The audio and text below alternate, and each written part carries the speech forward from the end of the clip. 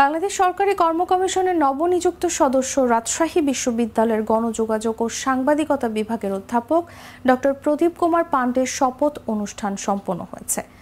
বৃহস্পতিবার দুপুরে supreme court জাজেস লাউঞ্জে প্রধান বিচারপতি ওবায়দুল হাসান তাকে শপথ বাক্য পাঠ করান।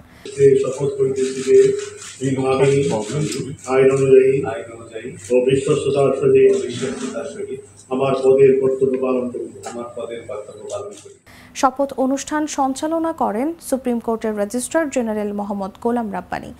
এর আগে বাংলাদেশ সরকারি কর্ম কমিশনের সদস্য হিসেবে নিয়োগ পেয়েছেন রাজশাহী বিশ্ববিদ্যালয়ের গণযোগাযোগ ও সাংবাদিকতা বিভাগের অধ্যাপক ডক্টর প্রদীপ কুমার পান্ডে।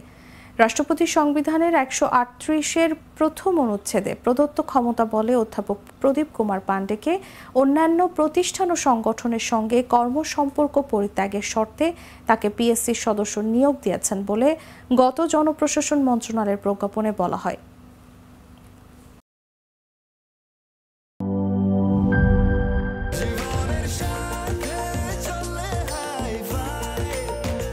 স্বাস্থ্যকর অল টাইম ফ্যামিলি কেক, সব সময় অল টাইম হেলদি লাইফ।